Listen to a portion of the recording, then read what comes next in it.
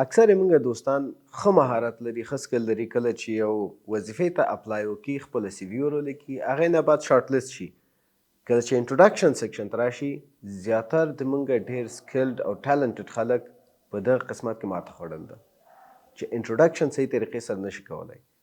بعضې وخت چې تا ته وایي انټروډیوس که خپل ځان یا خپل ځان معرفي که، اکثر موږ دوستان داسې وایي چې په سی وي کې ما هر څه لیکلي دي، چې ټول نه غلط ترین جواب همدا یو ده. سی وي که صحیح د هغه هم ګوري ړونه ده، ستا خولې نه غواړي چې واوري چې ته څه رقم ته خپل ځان انټروډیوس کوې. څنګه کولی شي چې یو انټرویو ته تا ولاړ شي، ښه امپریشن وساتې هلته، یعنې ښه یو تاثیر خپلولی کې کېږي. څو پوینټ دي چې زه غواړم د انټرویو انټروډکشن باره کې زه تاسو ته درکړم چې د هغې طریقې تاسو وکولی شئ. که چیرې سکلز هم تاسو دونه سټرانګ یا قوي نه اوسي، خو په انټرویو کې تقریبا 80% او 70% چانسز دا اوسي چې ته پاس شي. اول راځي فرست اولنی پوینټ ته. اولنی پوینټ دا یو ده چې کله ته انټرویو ټایم د تا سیټ شي، مثلا 10 بجې ته انټرویو ده، ته باید شل کم 10 هلته ورسېږي. ولې دا تا ته ښیي چې ته څومره د ټایم پابند دي.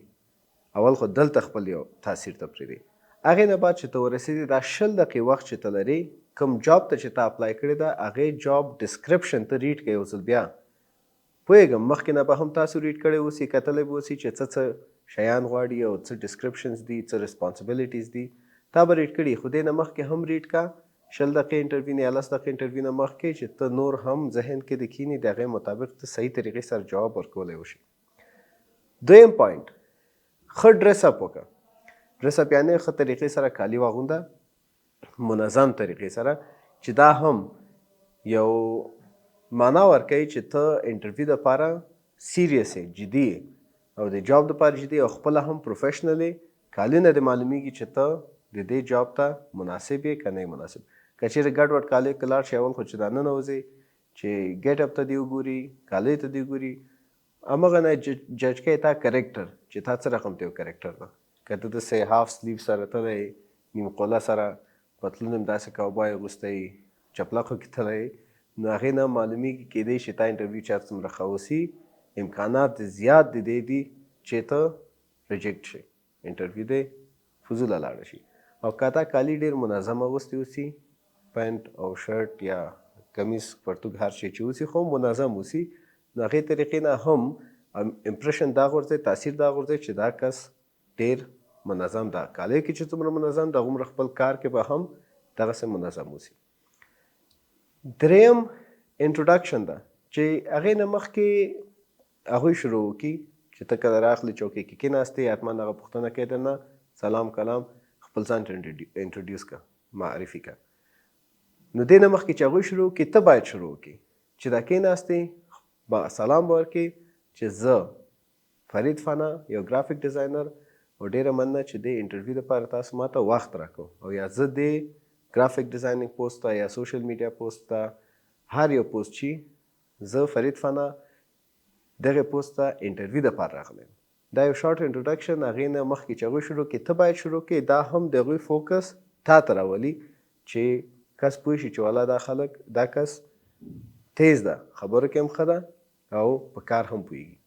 انټروډکشن او معرفي هم خپل بعضې قوانین لري، قوانین نه لري خو بعضې پوینټس لري چې هغه پوینټس که ته فالو کړې، تا معرفي په شروع کې ډېره ښه راځي. اول خو چې کله هغه غواړي حتما درنه وایي چې دې نه مخکې ته شروع کړې، نور سوال نه شروع کړي، تا ته وایي چې خپل ځان معرفي کړه. نو زیاترې موږ دوستان دا وایي چې ما نوم دا ده، ما پلار نوم دا ده، زه داسې کې اوسېږم او دلته مې سبق ویلی ده، دومره تجربه لرم، دا لرم، هغه لرم، خلاص. دا ټول نه غلطرینه. معرفي د خپل ځان همدا یو کېدلی شي. معرفي هغه چې کله وایي، هغه صرف دغه شی تا کې لټوي چې موږ کوم پوسټ چې اعلان کړی ده، کوم خواص دي تا کې چې هغه موږ دپاره فایده رسوي. نو ته به اول پوینټ دا ده چې ته انټروډکشن کې خپل سکل، مهارتونه او خپل کوالټي چې کوم قابلیت تا کې ده او کوم خاص پوینټ تا کې ده چې هغه دوی چې کوم پوزیشن اعلان کړی ده، چې هغه ګرافیک ډیزاینینګ وي، هغه سوشل میډیا مینجمنټ وي، هغه منیجري، هغه کسټمر سپورټ، هر یو وي، چې کوم سکل او مهارت ته د دوی د پوسټ مربوط لرې، هغه به صرف وایي. دا نه وایي چې هغه پوسټ اعلان کړی اوسي چې زه سوشل میډیا مینیجر مې پکار ده او ته انګلیش ټیچنګ دی وخت کړی هغه هم ورکې وایي چې زه دا سکل لرم او دا سکل لرم. نه، هغه په درد نه خوري. هغه ټرش ټاک کې راځي، اضافي خبرو کې راځي. او تا سی وي کې هم لیکلی اوسي، سی وي نه هم هغوی کتلی شي، نو ضرورت نه لري ته اضافه دا خبرې وکړي. هغه سکل به صرف وایي سکل او کوالټي چې د دې پوسټ ته میچنګ وسي. یو پوینټ. دوم پوینټ دا ده تجربه. کومه تجربه چې تا په دغه وظیفه کې حاصل کړې ده هغه به ته ورته وایې چې ما دغه کارونه دغه تجربې دومره وخت دومره ځای دغه ځای کې کار کړی ده. خو هغه سکلز او هغه تجربې چې کوم بیا هم د همدا پوسټ چې کوم اعلان شوی د دې مربوط اوسي. دریم چې کوم ده اچیومنټ. ته باید خپل داسې اچیومنټ هغوی ته وایې په خپل سلف انټروډکشن کې چې کوم تا حاصل کړي دي. مثلا یو ټارګټ تا ته ایښودل شوی د کوم بل ځای کې د وظیفه کول هغه تا اچیو کړی ده، ایوارډ تا اچیو کړی ده، اپریشیشن لیټر تا اچیو کړی ده. ټول بیا هم هغه اچیومنټس چې کوم همدغه جاب چې اعلان شوی ده د دغه جاب مربوط اوسي. دا نه چې جاب د ګرافیک ډیزاینینګ کې اچیومنټ د انګلیش ټیچنګ کې اخیستی اوسي، هغه یو بل سره بیخي میچ نه کوي. ګرافیک ډیزاینر یې ګرافیک ډیزاینینګ کې د کوم اچیومنټ چې کړی هغه به ته وایې ورته. انګلیش انسټرکټر یې او انګلیش انسټرکټر انګلیش ټیچنګ ته د اپلای کړی ده. انګلیش ټیچنګ کې د چې کوم اچیومنټس یا ایوارډونه اخیستي دي هغه به ورته وایي. ریلیټډ باید اوسي چې کوم پوسټ ته ته اپلای کوي.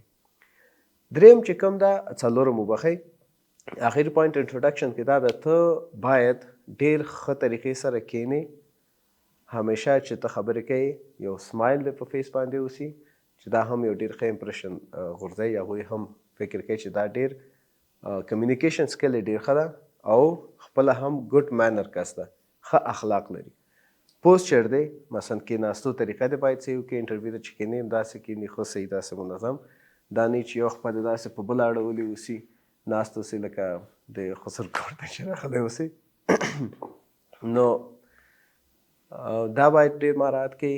دا هغه پوینټس دي چې تاسو کولی شي چې تاسو په انټرویو کې تقریبا کم از کم 80 نه تر 80% پورې هیلپ کوي، کومک کوي چې ته یو انټرویو کې سکلز دې ډېر ښه نه اوسي هم ته کولی شي انټرویو پاس کړي. دا باید پوینټ نظر کې ونیسئ. موږ زیاتر دوستان هغه که چیرې میل اوسي یا فیمیل اوسي همدغه مشکل کې بند پاتې دي چې ورته انټروډیوس یور سلف اول خو حیران شي چې ته ته خو ما هر څه په سی وي کې لیکلي دي، زه ته انټروډکشن بیرته سر نه وکړم څنګه. بل پوینټ دا چې غلط طریقې سره انټروډکشن کوي، هغه خبرې کوي چې هغه هېڅ مربوط نه دي د جاب ډسکرپشن دپاره. نو هغه ټول نوټ کېږي. څوک چې تا انټرویو کوي هغه نوټ کېږي، ګوري چې ته څومره پروفیشنل او څومره ان پروفیشنل چې دا پوینټونه ته فالو کوې ته پروفیشنل ښکارې، چې دا ان فالو کوې یا فالو نه کوې ته هغه پوهېږي چې دا کس پروفیشنل نه ده، کار کې دومره مسلکي نه ده، نو کېدای شي موږ ریجیکټ کړو.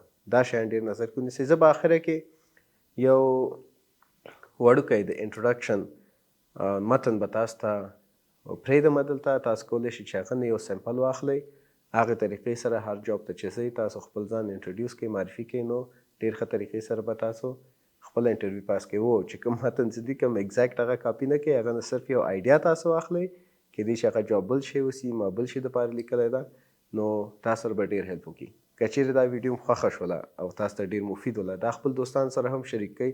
هغوی ته زیات خلک دي، زه پوهېږم زیات خلک نه لکه چې ټول دي چې هر یو نفر انټرویو ته ځي یو دفعه اپلای کوي، نو دا ویډیو ورسره شریکه کوي چې هغوی پوه شي انټرویو څه رقم ته پاس کېږي او څه رقم ته باید اوسئ. انټرویو مربوط موږ نورې ویډیوګانې هم اپلوډ کوو چې انټرویو کوېسچن سوالونه چې کوم انټرویو کې تاسو نه کېږي په کومه طریقه جواب ورکوئ. انټرویو کې داسې ډېر سوالونه دي چې هغه د بیخي تا د سکل او مهارت مربوط نه کېږي، هغه صرف تا جواب ته ګوري چې کومه څه ته جواب ورکوي، هغه جواب بیا هغوی ګوري چې دا کس زه کامیاب کړم او که ناکام کړم.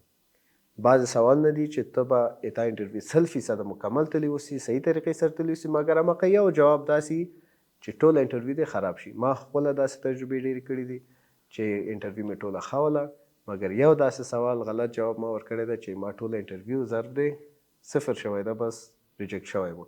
نو هغه ایکسپیرینس به هم زه تاسو سره ټول شریک کړم، هغه سوالونه ټول به زه تاسو سره شریک کړم د جوابو سره چې تاسو وکولی شئ صحیح طریقې سره انټرویو خپله پاس کړئ. نو که چیرې ویډیو مو خوښه شوې اوسي سبسکرایب کړئ زموږ یوټیوب چینل چې داسې نور ویډیوګانې او د انټرویو ریلیټډ چې کوم سوالونه دي هغه چې کله زه اپلوډ کوم هغه نه به خبر شي. ډېره مننه.